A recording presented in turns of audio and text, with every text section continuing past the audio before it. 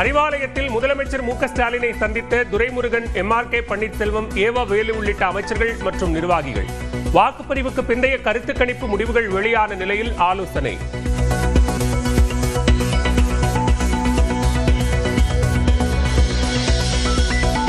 திமுகவிற்கான வெற்றி வாய்ப்பு பிரகாசமாக உள்ளது என மூத்த அமைச்சர் துரைமுருகன் நம்பிக்கை. அண்ணா அறிவாலயத்தில் முதலமைச்சரை சந்தித்த பிறகு பேட்டி. திடமான நம்பிக்கை உண்டு. திராவிட முன்னேற்ற கழகம் பொது மெஜாரிட்டியில் வாக்குப்பதிவுக்கு பிறகு திமுகவுக்கான சாதகம் எப்படி இருக்கு? வெற்றி வாய்ப்பு எப்படி இருக்கு? பிரகாசமா இருக்கிறது.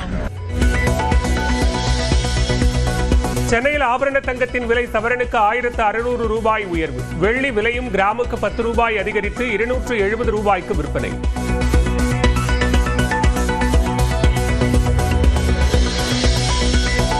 தமிழ்நாட்டில் இன்று முதல் 3 நாட்களுக்கு கனமழை நீடிக்க வாய்ப்பு. ஈரோடு, சேலம், நாமக்கல், தருமபுரி, திருச்சி உள்ளிட்ட 10 மாவட்டங்களில் இன்று கனமழை பெய்யக்கூடும் என வானிலை மையம் கணிப்பு. நீலகிரி, கோவை, திருப்பூர், தேனி, திண்டுக்கல் மாவட்டங்களில் நாளையும் நாளை மறுநாளும் கனமழை பெய்ய வாய்ப்பு. மதுரை, சிவகங்கை, விருதுநகர் மாவட்டங்களில் நாளை மறுநாள் கனமழை பெய்யக்கூடும் என தகவல். சென்னையில் நாளை 106 டிகிரி ஃபாரன்ஹீட் அளவுக்கு வெயில் கொளுத்த வாய்ப்பு. அதிக வெப்பநிலை காரணமாக அசௌகரியம் ஏற்படலாம் என வானிலை மையம் அறிவுறுத்தல். உதகை மற்றும் சுற்றுப்புற கிராமங்களில் பெய்த மழையால் விவசாயிகள் மகிழ்ச்சி. காலை முதல் மேகமூட்டமாக காணப்பட்ட நிலையில் அரை மணி நேரம் பெய்த மழை.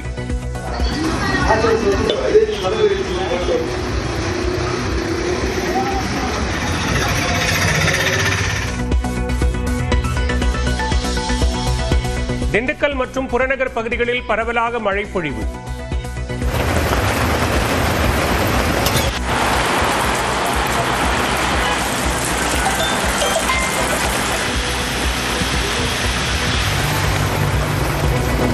தூத்துக்குடி மாவட்டம் கோவில்பட்டி சுற்றுவட்டாரத்திலும் மழை பெய்ததால் குளிர்ச்சியான சூழல்.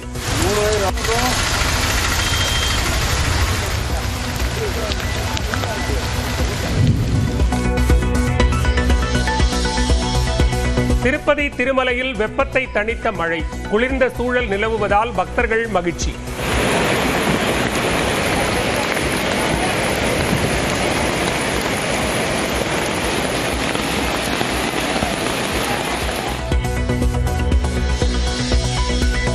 சித்ரா பௌர்ணமியையொட்டி திருவண்ணாமலையில் இன்று இரவு 9:57 மணி முதல் கிரிவலம். பக்தர்களுக்கான ஏற்பாடுகள் குறித்து ஆய்வு செய்தார் மாவட்ட ஆட்சியர் தர்பகராஜ்.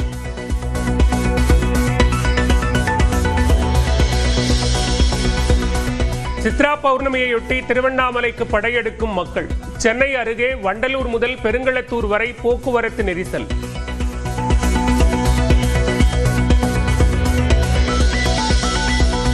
சித்ரா பௌர்ணமியையொட்டி சென்னையிலிருந்து திருவண்ணாமலைக்கு இன்று 789 சிறப்பு பேருந்துகள் இயக்கம்.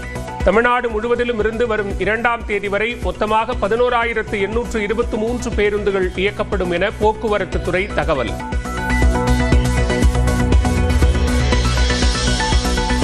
சித்திரை திருவிழாவில் கள்ளழகர் எதிர்ச்சேவை கோலாகலம். மதுரை நகருக்குள் அடியெடுத்து வைத்த அழகரை 3 மாவடியில் உற்சாகமாக வரவேற்ற பக்தர்கள்.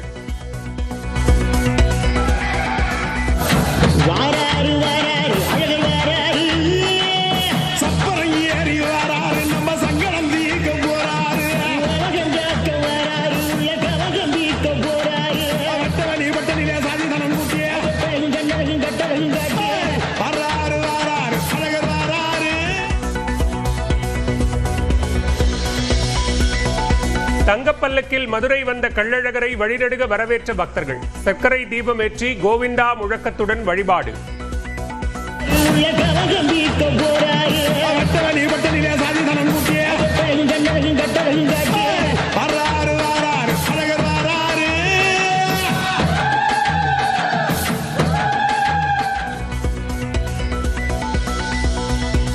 நாளை அதிகாலை வைகை ஆற்றில் இறங்குகிறார் கள்ளழகர். தடுப்பு வேலிகள் அமைத்து ஏற்பாடுகள் தயார்.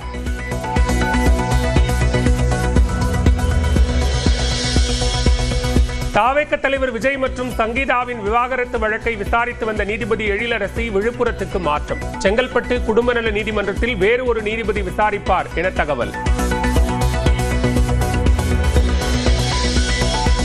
புதுச்சேரியில் 9 வயது சிறுமி பாலியல் வன்கொடுமை வழக்கில் கைதான கருணாஸ் குற்றவாளி என போக்சோ நீதிமன்றம் தீர்ப்பு. தண்டனை விவரங்கள் வரும் 5ஆம் தேதி வெளியிடப்படும் என நீதிபதி சுமதி அறிவிப்பு.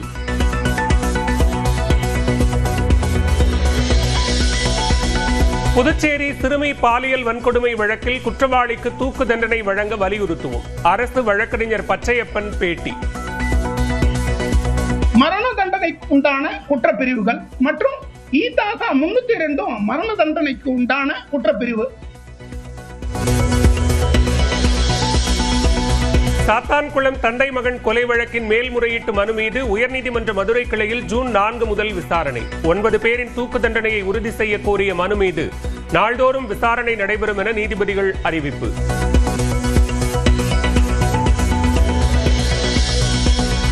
சிதம்பரம் அருகே மகா காளியம்மன் கோவில் கும்பாபிஷேகம் கோலாகலம். ட்ரோன் மூலம் பக்தர்கள் மீது புனித நீர் தெளித்த கோயில் நிர்வாகத்தினர்.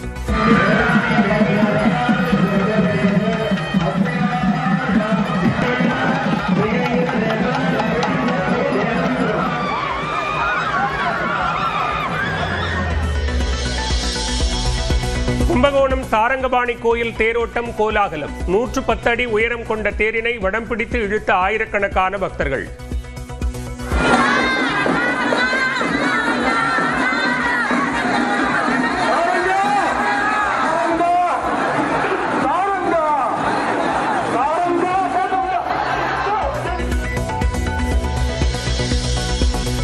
கரூர் அருகே தேசிய நெடுஞ்சாலையில் அதிக விலைக்கு டீ விற்கும் கடையில் பேருந்தை நிறுத்தியதற்கு எதிர்ப்பு.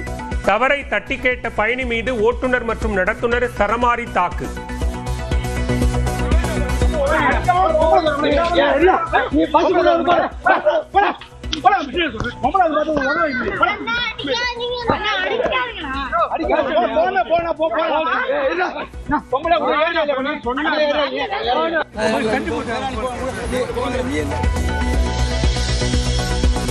சித்ரா பௌர்ணமி பெருவிழாவையொட்டி நாகை அருகே எட்டுக்குடி முருகன் கோயில் தேரோட்டம். அரோகரா முழக்கத்துடன் தேரை வடம் பிடித்து இழுத்த ஏராளமான பக்தர்கள்.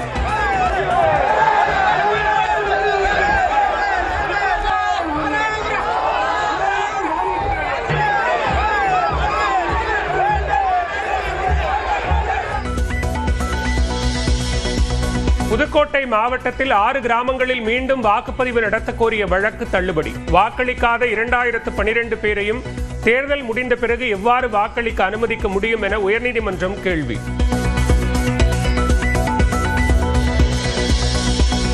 ஜனநாயகன் படத்தை இணையதளத்தில் சட்டவிரோதமாக வெளியிட்ட துணிக்கடை மேலாளரின் முன்ஜாமீன் மனு தள்ளுபடி. காவலில் வைத்து விசாரிக்க வேண்டிய அவசியம் இருப்பதாக உயர்நீதிமன்றத்தில் காவல்துறை வாதம்.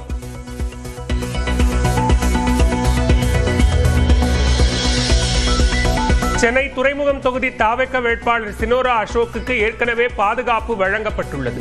பாதுகாப்பு கோரி தாக்கல் செய்யப்பட்ட மனு மீதான விசாரணையில் உயர்நீதிமன்றத்தில் காவல்துறை விளக்கம்.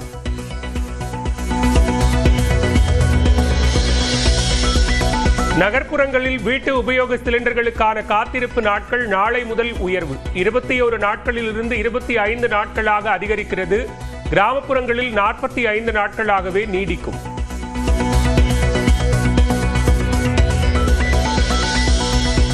பாலியல் வன்கொடுமையால் ஏற்படும் கர்ப்பத்தை கலைப்பதற்கு கால வரம்பு இருக்கக்கூடாது என உச்சநீதிமன்றம் உத்தரவு. விரும்பத்தகாத கர்ப்பத்தை கலைக்கும் வகையில் சட்ட திருத்தத்தை மேற்கொள்ள மத்திய அரசுக்கு அறிவுறுத்தல்.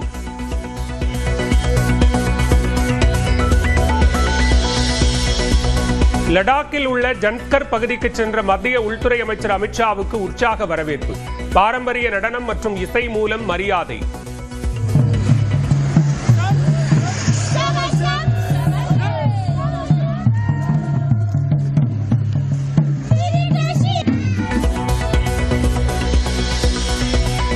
கர்நாடகாவில் முதலமைச்சரை உடனடியாக மாற்றும் திட்டம் இல்லை என காங்கிரஸ் தலைவர் மல்லிகார்ஜுன கார்கே திட்டவட்டம். உட்கட்சி பிரச்சினைக்கு விரைவில் தீர்வு காணப்படும் என உறுதி.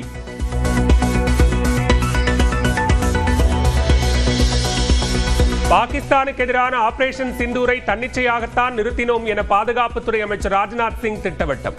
நீண்ட யுத்தத்திற்கு தயாராக இருந்ததாகவும் தேசிய பாதுகாப்பு மாநாட்டில் பேச்சு.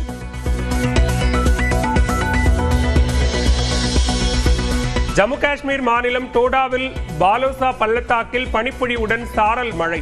மலைப்பாதைகளில் பயணம் மேற்கொள்ளும் சுற்றுலா பயணிகள் பாதுகாப்பாக செல்ல அறிவுரை.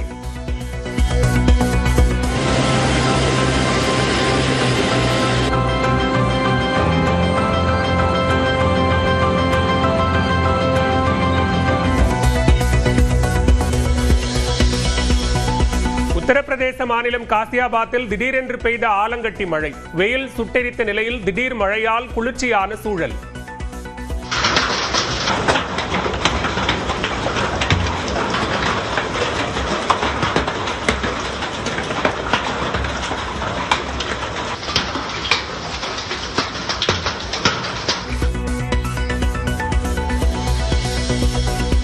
ஜார்க்கண்ட் மாநிலம் ராஞ்சியில் காற்றுடன் கூடிய கனமழை. வெப்பம் தணிந்ததால் மக்கள் மகிழ்ச்சி.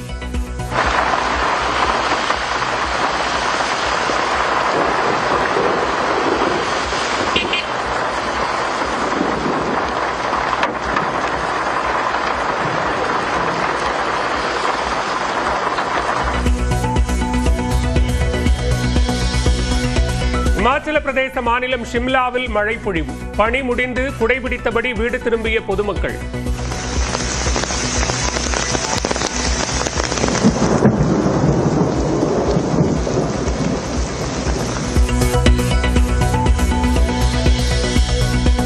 டெல்லியில் வெயில் சுட்டெரித்த நிலையில் திடீரென காற்றுடன் கூடிய கனமழை. கருமேகங்கள் சூழ்ந்ததால் மாலை 4 மணிக்கே இரவு போன்று காட்சி.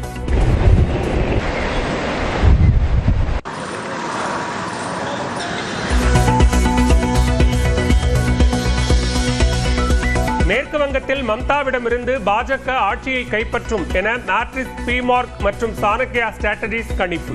மம்தா மீண்டும் ஆட்சி அமைப்பார் என்றும் பீப்பிள்ஸ் பல்ஸ் நிறுவனமும், இழுபறி ஏற்படும் என ஜேவிசி நிறுவனமும் கணிப்பு.